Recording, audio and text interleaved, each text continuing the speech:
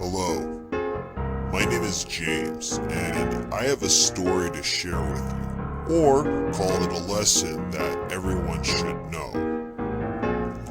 Well, once in our life, we come across many people, and apparently we have judged them. In one of my management classes, I sit in the same seat in the front every day.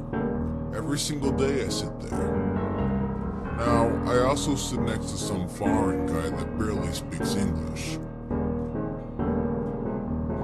The most advanced thing I've heard this guy say in English is, "Oh, Donut. really good." This guy also has a habit of stacking every item he owns in the exact space I sit. His bag, his food, his books and phone are always right on my desk space.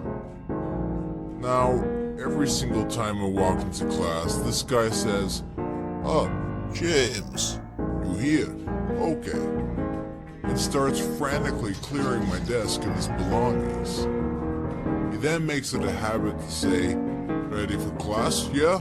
and gives me a high five. Every day, this guy gives me a high five. I was always annoyed with this guy. I'm thinking, dude, you know I sit in this seat every day. Why are you always stacking your stuff here?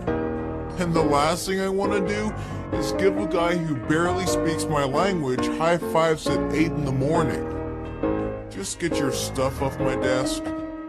But today I came to class and was running a few minutes late.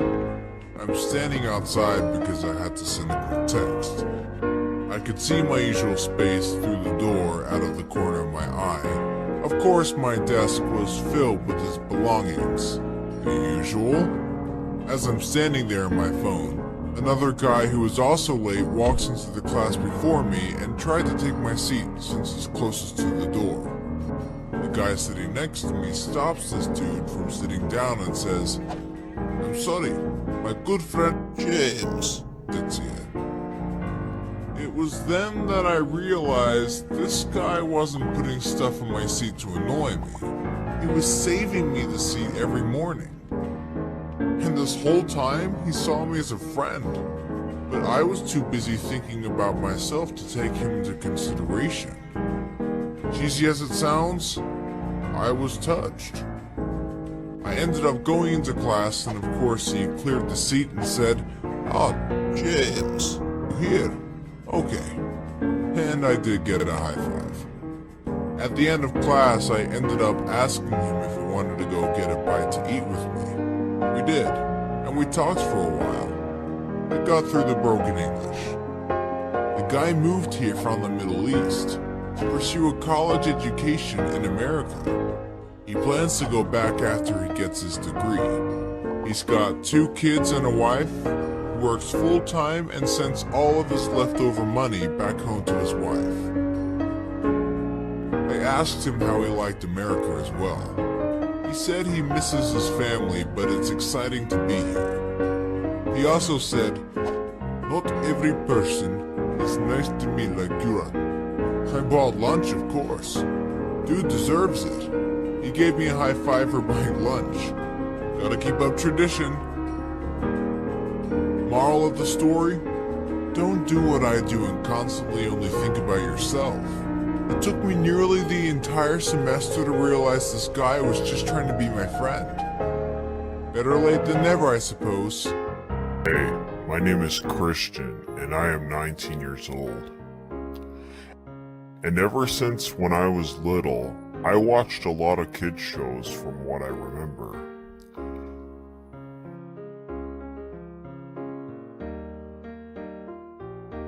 But the one show that stuck out the most for me was Barney the Dinosaur. And to this day, it is still one of my favorite shows, and I want to tell you guys why I love it so much, and why Barney was one of my childhood idols. In case you don't know who Barney is a 6-foot tall purple Tyrannosaurus Rex with a green belly and green spots on his back and tail. He also has yellow toes on his feet. In fact, there actually have been 18 different looks of him throughout the years. But I'm gonna say my favorite version of Barney would have to be his first original look from Barney and the Backyard Gang. Mostly because this is the one that started the show, and I love the dark shade of purple on him. One of the things I love about him is that he has a silly, very optimistic attitude and sees the good in everything around him. He's nice to everyone, always smiling, and never gets upset or angry. Loves everybody, and loves helping people when they need it. And Barney also has the power of imagination to make things appear and disappear. One of my favorite things about watching Barney is all the catchy and memorable songs. For example, his theme song is called Barney is a Dinosaur, which in fact, the song is based on Yankee Doodle.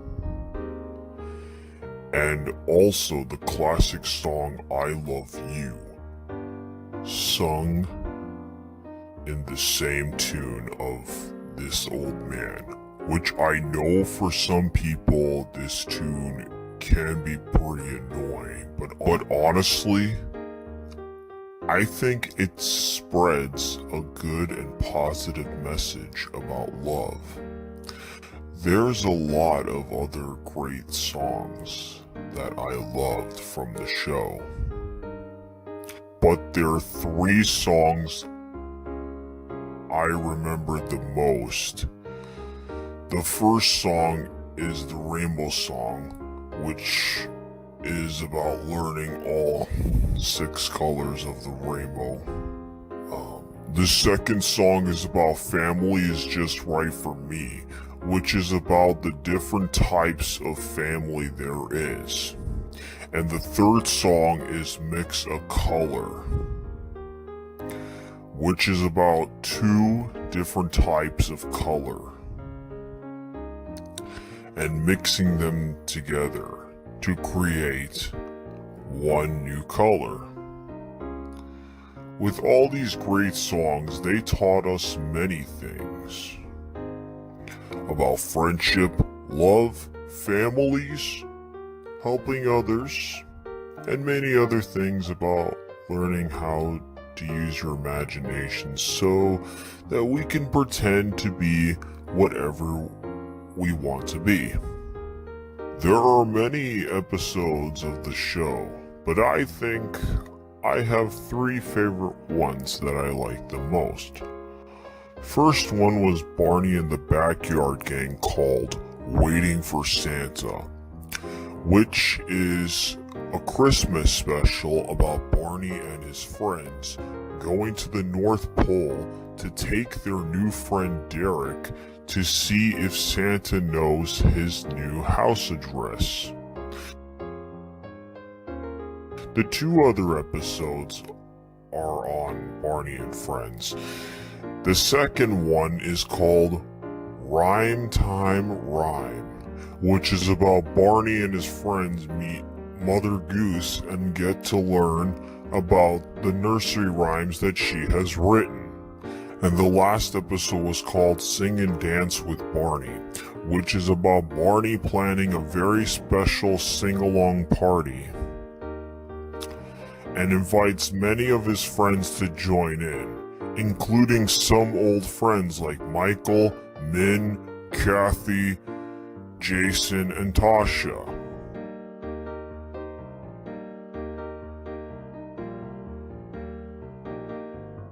With so many of these episodes, they taught us many important messages of all different things. Some of them I have learned from this show. Oh yeah, and I forgot to mention, Barney isn't the only dinosaur on the show. There are 3 other characters. First, we have BJ, a yellow Protoceratops. And then we have his little sister, Baby Bob. She is a green Triceratops. And lastly, their cousin Riff. He is an orange Hadrosaur. Also, there have been a lot of people who are also on the show. For example, Selena Gomez and Demi Lovato as their most notable Barney kids since they grew up to become famous after they were on the show.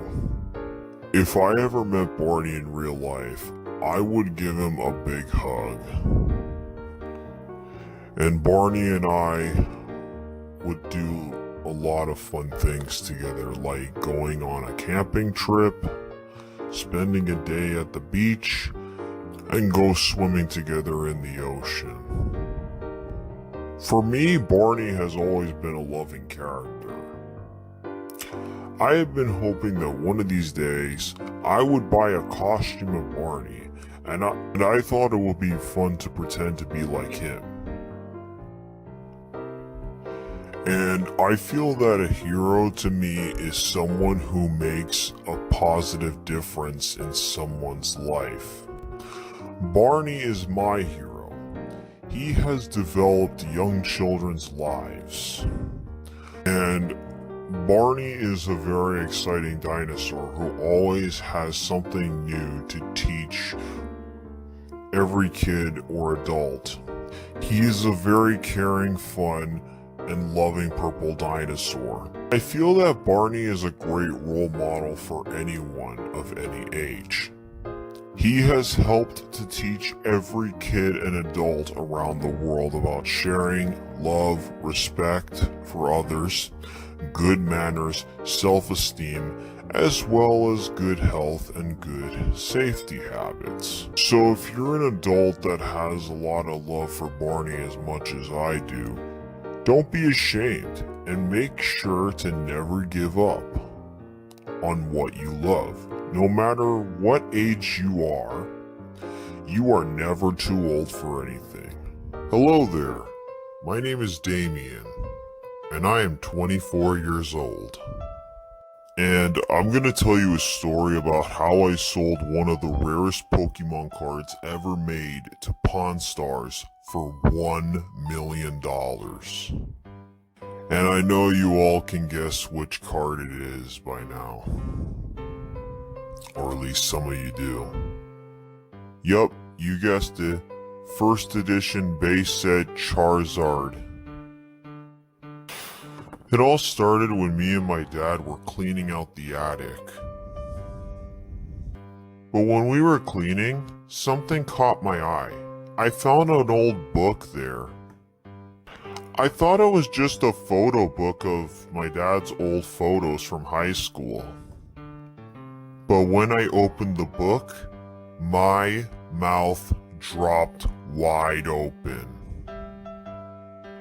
Inside the book were Pokemon cards.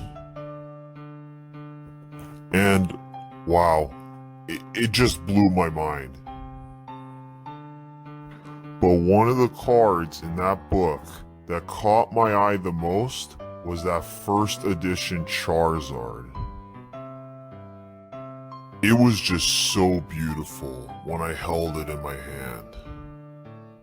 The star-like holographic patterns on it. There were no scratches or dents. It was perfect. I checked online to see how much the card is actually worth, and I was shocked. I saw the card go up for like 10,000, 5,000, 50,000. It was insane how many people were trying to get their hands on this item. And I even saw one listing that someone was asking for a graded Gem Mint 10 Charizard for $1 million. I showed my dad, and he was quite surprised too. and he agreed on the idea of selling it. The next day, I placed the card into a top loader and sleeve and mailed it to PSA. And within a week later, I received the card. And it came out a Gem Mint 10. I told my dad that we should sell the card online. But he had another idea in mind. We went all the way to Las Vegas to a pawn shop. The store owner examined the card and offered to give us $1 million off of it. Me and my dad afterwards decided to split the money in half. My dad's planning to use that money to open a restaurant. And as for me, I'm planning on using that money to attend a university. Hey, I'm Amelia, and I want to tell you a story about what happened to me when I posted my trip online, and it honestly led me to be robbed. My story is honestly a very typical one, but it also has a warning to it as well. I adore the use of social media. It's a great way to express yourself. It can also get you addicted to it by getting lots of likes and comments.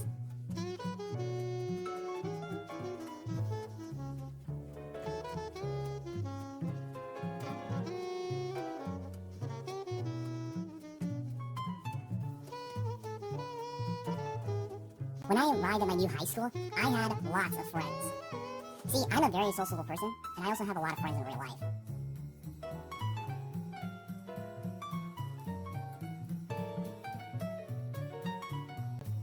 See, before I was 15, I didn't really update my profile very often, and only updated it once a month. I mean, like, why write something when you could just literally tell it to someone in person, when you could tell it verbally?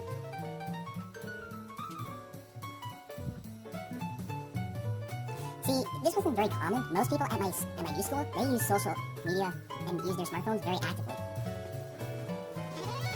Whether it was taking selfies or just writing messages. I started making myself more accounts, so that way I could get more likes and comments. It started to get annoying at first, but then afterwards, I started liking it. And not to mention people just saying comments like, it's definitely help. And sometimes you have to just keep posting more in order to get more attention. Honestly, and then when you keep doing this, you start seeking more and more attention. I don't want to tell you horror stories about how social media had ruined my life, but honestly, that is not true. Then people have to understand there's the other side of the coin, about how personal information. And honestly, what can you find in an account of a 15-year-old girl? I mean, honestly, like, if you don't put your address, you don't put your name, or you don't put anything, it's like,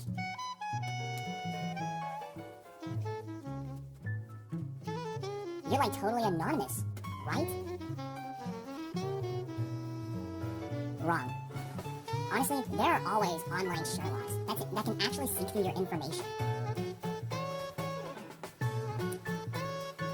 and collect your personal data as well, which can also lead you into trouble, not only for you, but also your relatives and your family.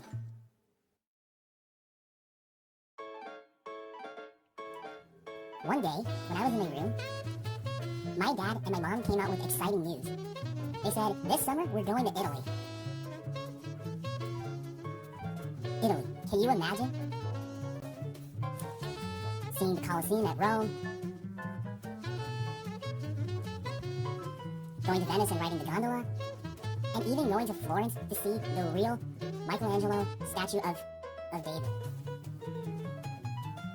But one of the things that my dad told me was not to tell anyone the exact dates of our trip. And not letting the whole world know, which can also lead to something bad.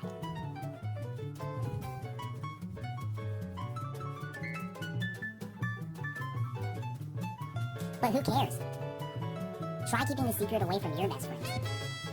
I mean, honestly, a trip to Italy is something that I consider bragging about. I mean, it wasn't really a secret anymore. So I posted everything online about my preparation of the trip, from new clothes that I bought, to tickets that I purchased, and my suitcases, which instantly got loads and loads of likes. I even posted pictures of my food, the plane, even the sky, and at the airport. And I consider this a moment of my glory. I was relaxed until we got home. We were shocked to see everything in our house empty. We got burgled while we were absent.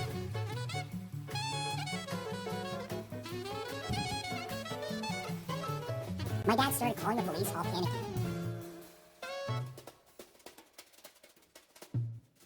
While my dad was calling the police, I checked my room and checked to see if anything was stolen. It turned out they took everything, even my $20 stash. Ouch. The police then arrived at the crime scene.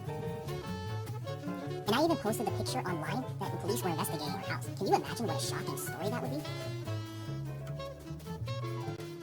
The police afterwards had told my dad that these were signs of a well-known gang. He told them that as far as they knew, they collect information from their victims while families are away on vacation. My dad was shocked. Impossible, he said. We didn't post anything online. Oops, I made a face that my dad noticed right away. He said, Amelia, will you give me your phone? What was I supposed to say? Here you go, Dad. While my dad was browsing through all of my social media apps, his face turned red, pale, and red again. I was trying so hard to be invisible, but with no success. That was the first time that my dad ever called me an idiot. And what was worse, I agreed. Unfortunately, they haven't found the gang yet, but I guess you could say that I have learned a very important lesson in this. And that lesson for me was to never post personal stuff online. Hi, my name is Kimberly, and I am 17 years old. And I'm addicted to toilet paper. And I know people will think I am weird for saying that, but it's true. And I'm guessing all of you are probably thinking to yourselves, why? Well, I love everything about it. I love the taste, I love the texture, I love the smell. It's just that moment when it hits your tongue. It's just the best. It's like you're in heaven. You see, it all started when me and my friends were invited to a birthday party that was going to be happening next week. And I was deciding if I should go or not, but I thought, I don't see why not. A week later, I went to the party, and I was having a great time. There was dancing, karaoke, video games, and of course, who can't forget all about the delicious food and desserts? Yum! After that, my stomach started hurting. I guess it was all that food I ate, so I ran to the bathroom as fast as I could. After I was done, I saw a roll of toilet paper. I was always curious to know what it tasted like. I took a piece and put it into my mouth, and to my surprise, it actually tasted pretty good. It was like I got a one-way ticket to Flavorville.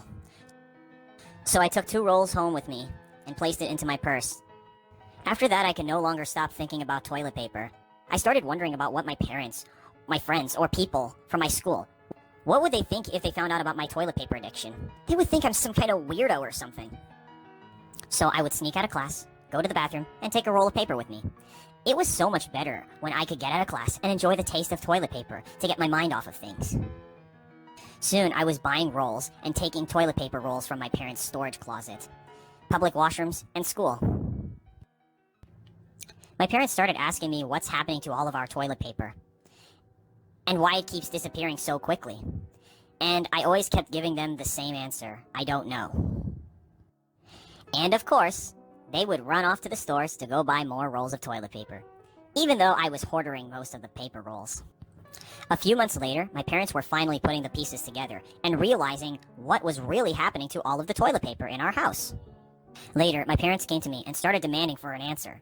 At first, I tried denying it, but when I saw the look on their faces, it told me that they weren't in the mood. So I took a deep breath and told them the truth. And to my surprise, they were a bit shocked, but also confused. And they were silent for a few minutes. I guess they were just trying to process all this information.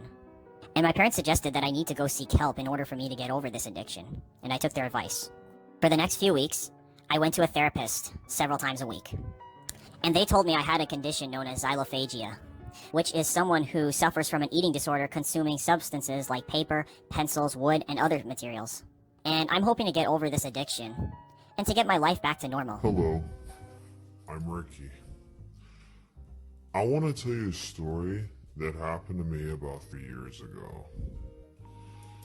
You see, all of my friends had a PS4, except for me, which I'm basically just stuck with the old PS3. To make matters worse, I didn't have enough money, and nor did I even have a job. I sent multiple applications here and there, but never got any calls back.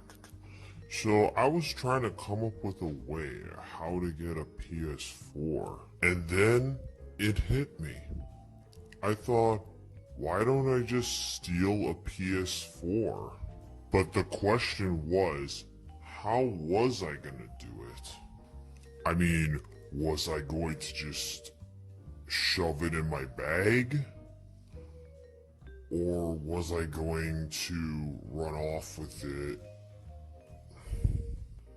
And then a crazy idea came into my head. I thought, why don't I just shove it down my dad's baggy MC Hammer pants? I mean, it's big enough to fit inside the pants. And I took the pants with me to Walmart. Then I started making my way to the electronics section. And then I found the PS4 still in its retail box. Then I took the PS4 and shoved it down my pants. Then I also thought maybe I should also shove accessories down there, you know, like a game or something. As I was walking by, I saw lots of people giving me strange looks. Well, unfortunately, that didn't turn out the way I expected. As I was gonna make my way to the entrance, it turns out a security guard who saw everything who managed to stop me before I can enjoy my freshly stolen PS4, which I could have gotten for free. I had to wait until my parents arrived. And when my parents arrived, oh boy, you wouldn't imagine how disappointed they were. My dad walked up to me and said, I was wondering where those pants were. I got grounded, which means no video games, no TV, and no cell phone. Hey, my name is Lisa, and my dad is super strict. He doesn't let me wear short skirts or makeup. And if I'm home late for just a minute, I am grounded for a month. And there was no way he would allow me to date anyone. So, when my classmate Miles asked me out, I knew that I was going to have to see him in secret. So when my parents usually left home for their usual Friday night date, Miles came over. And I thought I was so smart, arranging for him to come over when my parents were not home. At first, everything was great. We were talking, laughing, and not doing anything wrong. But then 10 minutes after Miles arrived, I heard the front door opening, and I heard the sound of footsteps. I got really nervous and thought there was a burglar entering our house. But then I heard my dad coming up the stairs, so I told Miles to hide in the closet. My dad started yelling, Lisa, do you have a boy with you? You better not. He headed to my room and headed straight to the closet where Miles was hiding. To this day, I still have no idea as to how my dad found out he was there. He kicked Miles out, but I knew this wouldn't be the end of it. I wasn't allowed to have friends over when my parents weren't home, especially a boy. And I thought I was going to be grounded, but that wasn't enough for my dad. He placed a big video camera in my room and hooked it up to the internet, so he can watch me anytime from his smartphone. It was just so creepy, and I couldn't even relax in my own room. But when I confronted my dad about it, he said I should worry about more important things, like being a well-behaved daughter. As if that wasn't bad enough, the next day, I received my report card. And my grades were bad, like really bad. It was all C's and D's. I knew my dad would be angry with me, but this time, he didn't yell at me. He said, okay, I don't expect you to be good at every subject, but I want you to pick 2 to focus on. I told him I liked English and history the most. Then I want you to study both English and history every day for an hour. If you get a B+ or better in one of those subjects, I will remove the camera next year. And you can't imagine how happy I was. I gave my dad a big hug. And this was a huge motivation for me. For the next 6 months, I worked really hard on both English and history. And I wasn't allowed to miss a single day of studying. So, even if I was sick, I still had to sit at my desk desk for an hour and stare at a textbook to make it look like as if I was studying. When it was time for me to get my grades, I was really excited. And I thought I'd done well because of how much work I have done. First I got my history results, and I got an A+. And I couldn't believe it. However, when I got my English, I got a B. And I was devastated because of how much effort I put into this. But for me, it wasn't quite good enough. When I showed my dad my grades, he was happy about history, but not English. But he said he would remove the camera from my room. So, that was good. But the funny thing is, I kind of miss the camera now. If you know what I mean. So, this happened about a week ago. I was playing video games, and I was just trying to relax after a long 10-hour shift from work. And I got a text message from my sister saying that our brother just died.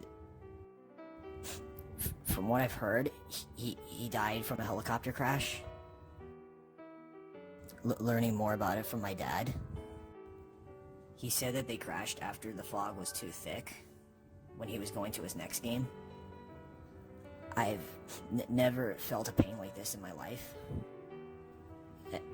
Especially with someone I've been to that close. I grew up with my brother, literally since early childhood. Like, he's known me since I was a baby, and he was also a little bit older than me. We would play together, and growing up we would play video games together and play basketball. So our family was very, very close. Like we would have lots of love in the family. And what's horrible is that the day before he died, he got to meet his new baby daughter and my niece for the first time, and then the next day, he was just gone. Going over to his house and seeing his wife was really, really heartbreaking. Because I always seen her as a strong woman. Like, my brother was the oldest in our family. And it's just hard, you know? Like, you just want to think it's a nightmare. And you just don't want this to happen. Like, you can't believe that someone you have loved is now gone. And it's just something you don't want to process and think about. Like, it's something you don't want to believe. And it's like, you wish it was just a nightmare and it would just go away. So yeah, we used to love each other. And it's just hard right now. So what I'm trying to say right now is, cherish everyone with your family. You'll never know when they'll be gone in a split second. I was always an innocent kid in school. I never skipped classes. I never bullied anyone. And I never cheated. The last 3 years leading up to my senior year of high school, I have failed a math final that was crucial in order to get my diploma. I would get amazing grades in the classes themselves, but failed the finals. My teacher would often give us a lecture and always say it's important to study the night before and always to get a good night's rest. I tried that on several different occasions, and I still failed. And it was probably because the intense amount of pressure and anxiety that went through my body. When the day of this final came around, I was not looking forward to it. I have studied the night before, but being as stressed out as I was, all the stuff that I studied for and all the knowledge that I had, it just disappeared. It just disappeared, like literally. I didn't know what to do. When my teacher handed out the papers to all the class, he said, no phones, no cheating, blah, blah, blah, blah, blah. And we begin. My mind just jumped out of my head and was telling me yep, you're gonna fail this. While I was on the verge of tears, I felt like I wanted to give up, but my head was telling me, no, I can do this. And suddenly, I noticed something. A student in front of me had already finished his test, and he left it on the floor next to him. With only half an hour left, and this many answers, I knew I had to take this risk, so I copied every answer that he had on that final. A few weeks later, I got a call from my guidance counselor, telling me that I passed, and I was overjoyed when I heard the news. When I told my parents, they were very proud of me. On graduation day, as I was receiving my diploma, watching everyone stand up and cheer, all I can hear was a little voice in my head telling me, you don't deserve this. You don't deserve that diploma. And my mind was right. So to all you seniors that are struggling with the same problem I had, or have, just know that cheating isn't the answer. Hi, my name is Steve, and I am 16 years old. And I'm gonna tell you a story about how I prank called 911 and I got in trouble for it. It all started when me and my friend were just sitting around. We were all bored and had nothing to do. And then an idea came into our heads. We thought, why don't we just play prank calls on random strangers?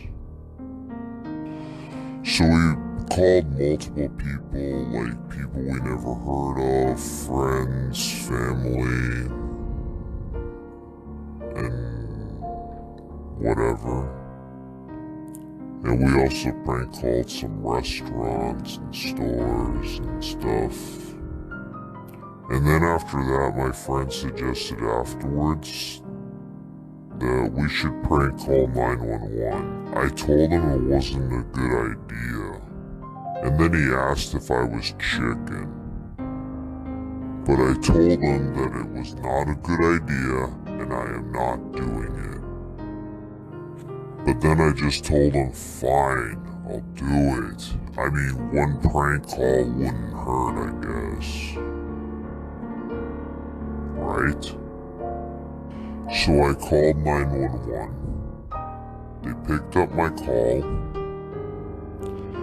and they asked what my emergency was. And I told that I would like to order a large pizza. They told me that they don't serve food and they just hung up. After that, I called them again and I told them that I was dying. And then they asked for my address.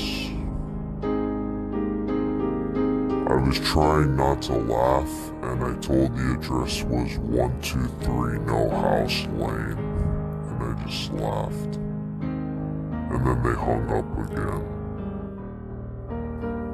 After that, me and my friend were just laughing our heads off.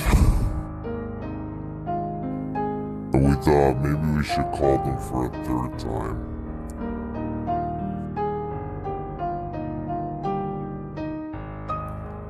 A few minutes later, we turned around and saw outside 3 police cars and police officers waiting outside of my house. And the police had told my dad everything about what happened. And when my dad found out about this, oh boy, you wouldn't imagine how pissed he was.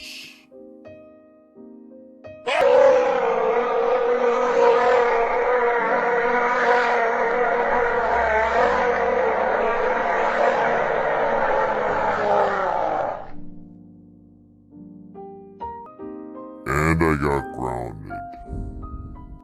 And I also lost my phone privileges until I could be trusted to use a phone again.